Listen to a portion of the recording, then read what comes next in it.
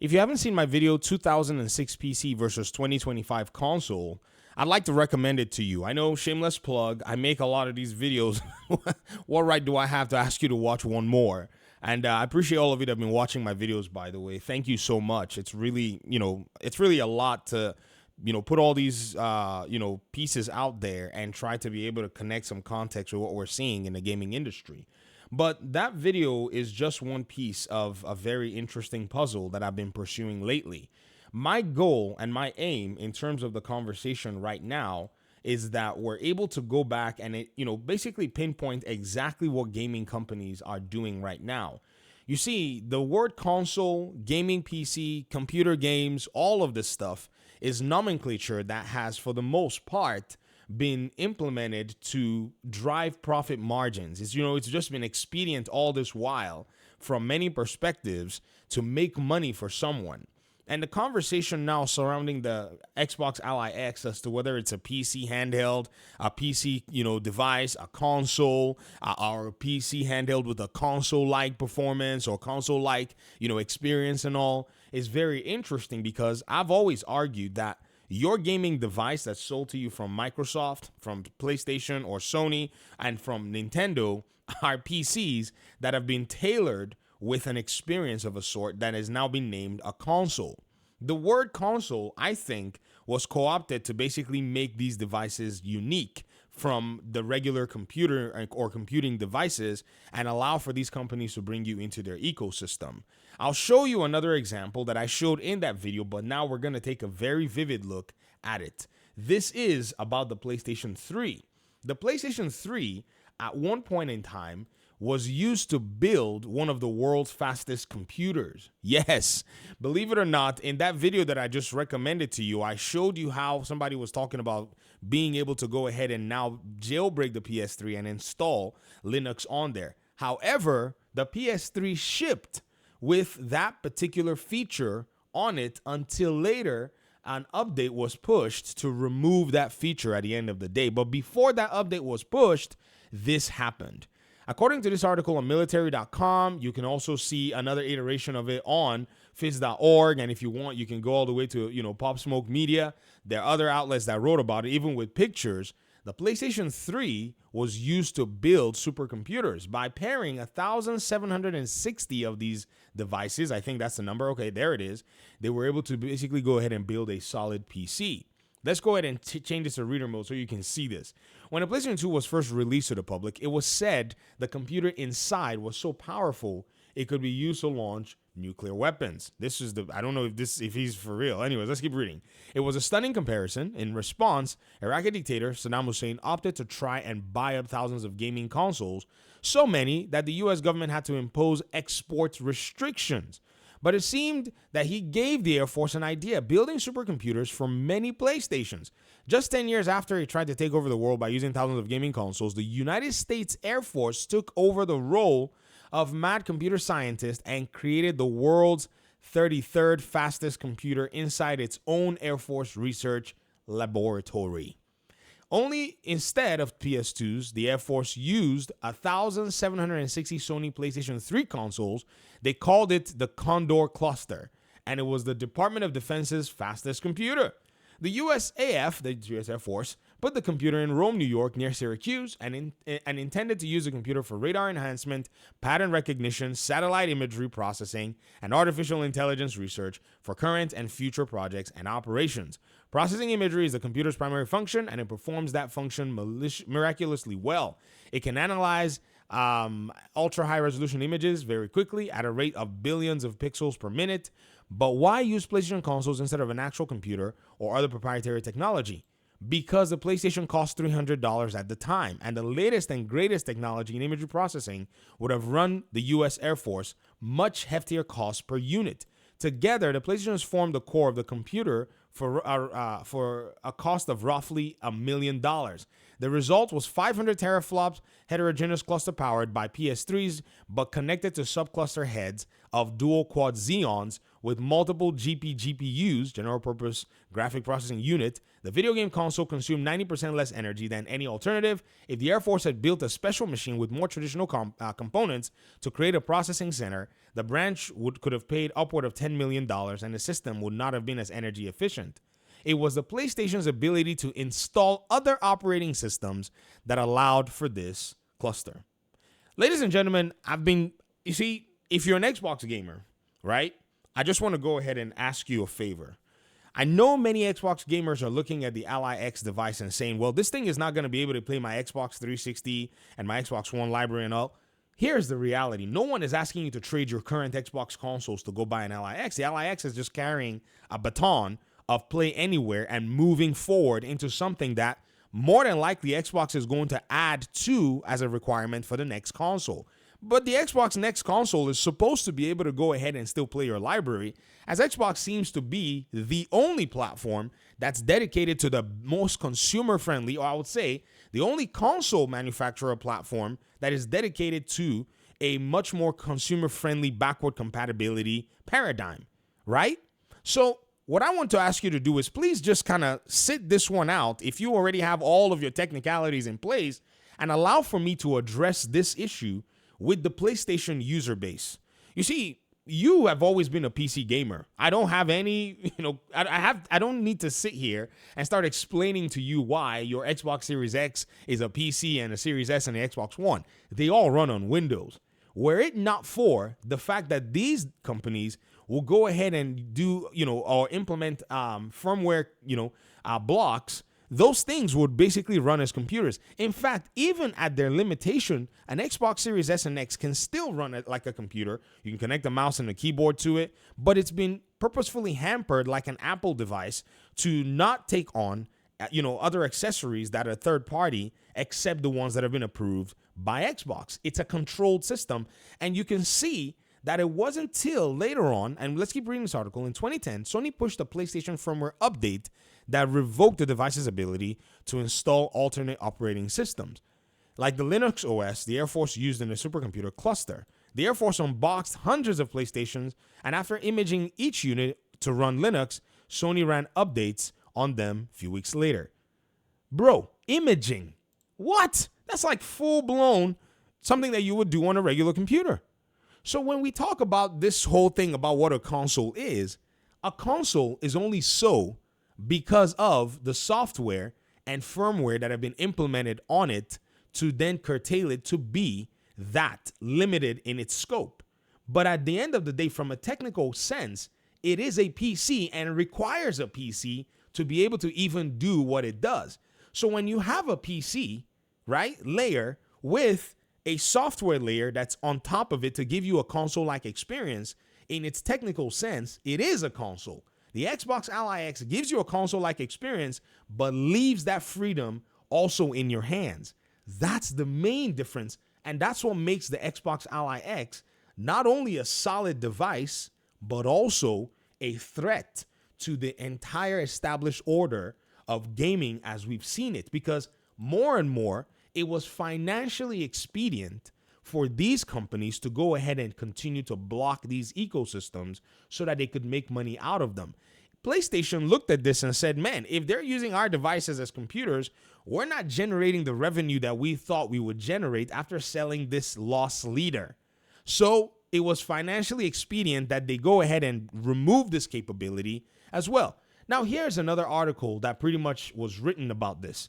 This article on XDA says how Sony's broken promise transformed the PlayStation 3 from unhackable to a homebrew dream. Sony was unstoppable in the early 2000s. The release of the PS2 went swimmingly. Gamers worldwide enjoyed technical advancements made by console. Despite going on to become one of the best-selling consoles of all time, Sony wasn't fully satisfied with how things were going later in the PS2 lifespan. Much like its predecessor, the PS2 had a serious security problem. Once the copy protection was broken, it became the Wild West. Yes, those things got jailbroken like crazy. Now, here's the thing. Other OS in its demise. When the PS3 was being marketed, one of the key talking points was other OS and how a user could transform their gaming console into a home computer running Yellow Dog Linux. Can you imagine that they actually marketed the PS3 on this particular paradigm? Yet, Xbox coming out to market a handheld on the paradigm that you have access to Windows, but you can go straight to a console-like experience, and everybody wants to try to, pour sand in my eye and tell me that, oh, this is technically not a... I see a lot of Xbox gamers who are making that same error. This is why, again, the education has been very important for me, as much as it has been from a lot of people. And there are a lot of people who've been paying attention to this stuff that have been pointing it out to me. And I've just been doing my due diligence here. Now, I've always kind of had that inclination that this thing is a computer. I mean, at the end of the day, it does that. But seeing this from the PlayStation side and seeing how PlayStation fanboys have ignored this, and even how Xbox fans don't even know about this implementation, is quite shocking to me that the Ally X is getting that criticism as to, and somebody from Digital Foundry said, it's not going to be a console experience as in what the definition of an Xbox console should be. And I looked, it was Oliver Mack, and I said, what? Who gets to define that? And this is Digital Foundry that should know about all this stuff. This wasn't the first time Sony, touted Linux capability on a console. They did so with the PS2 in its early life cycle, although they did it to a much smaller degree. This is a key part of why the security on the PS3 lasted so long. Having a complete Linux sandbox that's capable of doing essentially anything a computer can will take a lot of heat off your console from would-be tinkerers. But with the launch of PS3 Slim in the late 2009, the writing was on the wall for other OS. The Slim wouldn't support it. Sony gave no reason as to why. Just a few months later, Sony will go on to pull the plug on other OS, disabling it in the future software update in April 2010. Sony was scared that the other OS would be the entry point for getting around the hypervisor, and in an effort to keep their impressive run of security intact, they removed the capability that was advertised before the console launch. In an effort to shore up security, they had done the opposite. Sony had painted a huge target on the PS3, and hackers were already working full steam ahead on to break the security. To make matters worse, just 3 weeks after the OS was removed from PS3, there was a class action lawsuit filed against Sony for doing that. Sony settled in 2018 and had to end up paying a compensation of $65 to PS3 owners that purchased one between 2006 and 2010. Now, here's the crazy thing. This whole conversation here on this article, right, is pointing something that's very important at the end of the day, that this company went ahead to leverage its own, leverage its own hardware in a way that would pretty much secure them, in my opinion, from any hacking or whatever it is, secure them from any hacking or whatever. But in my opinion, I think it was there to secure them, their profits, and keep their margins intact. For Xbox, the opposite is the case today. Now, as much as I may tell you that Xbox is doing this, to be more, consumer friendly and such, well, yeah, it's great and all, but Xbox is doing it because they realize that it is financially expedient for them to leverage Windows and then give you that layer of that console experience on a handheld device.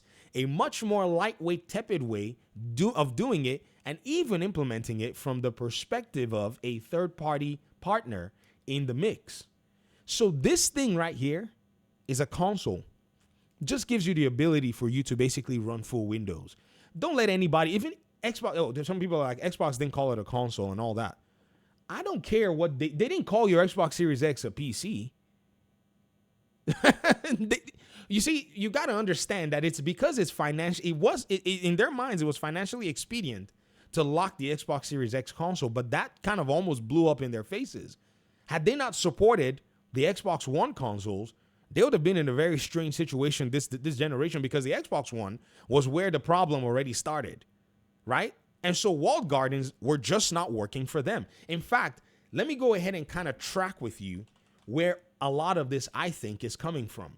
They had engaged in walled gardens all this while, right? With the Xbox 360, some of you old heads still claim that the Xbox 360 was the best console ever.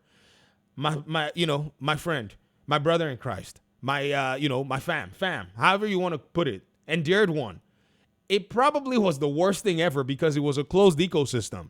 Just because the child or the kid in you was enjoying games, you were literally building up a juggernaut of a company in a way that they could still go back and give you what I call was the boot if they wanted to. Now that that has actually basically not worked out for them, they started opening their ecosystem and seeing profits from there.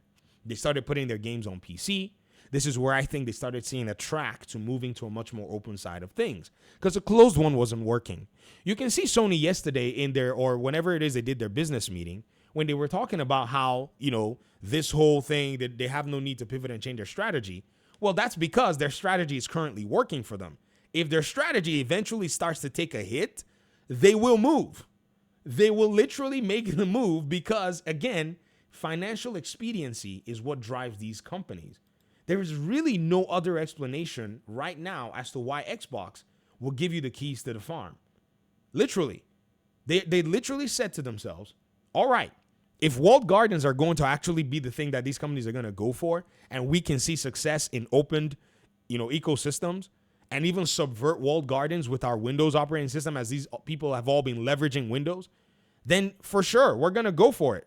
Can you imagine right now, inside of Sony Studios, Santa Monica, Sucker Punch, Naughty Dog, they are building games and testing them with the same operating system that's in your Rogue, that's going to be in your Rogue Xbox Ally X. They are literally building, testing their games, and going to market to try to make money with systems that Microsoft has put in place, while they try to subvert, Microsoft from the gaming industry and had been blocking all these games from going to Xbox on their own turf. It's a diabolical business, strategy, but it's one that they've implemented in a very interesting way. I made this video just so we could point out all this stuff, so that anybody that tells me in the comment section, I'm just going to link this video to them. I know it's, it's hit 16 or so minutes now, but I really get tired of people trying to come in with all this technicality and say, guys, you got to understand that marketing is going to do what marketing is going to do. But anybody that's basically going to look at this from a perspective of saying, let's delve into the full technical, aspect, in my opinion, I think you're going to see a lot more than you've been, shown all this while. And Phil Spencer, I think he's on his way out. I think, at some point he's going to have to retire, man, and, go hang out on a beach somewhere. I mean, he's young, but he's been at the company for, a good amount of time, what it takes to basically make an entire career in many cases. But before he walks out that door, he is basically determined to tweak the entire play, just turn the knob full blast and walk away. And it's to the benefit of the Xbox gamer, because Microsoft stands to gain a lot of money in this particular new ecosystem and era. So it's to the benefit of Microsoft themselves. It just happens to be that interests now align. Your interest as the gamer is now aligned with Microsoft's interest as a company to make money. That's how you take advantage of these. You train these companies that way, and you take advantage of what it is that they do, because you are the person that they need. PlayStation users, they are banking on you to continue to support their ancient and archaic methodology of doing things. And if you want to keep doing that, that's fine with you. They were counting on it in their investor responses yesterday. They believe in you to keep paying them, so keep doing it, right? And I think we're going to see the results later on. Thanks for watching the video. Appreciate you guys so much. Peace out.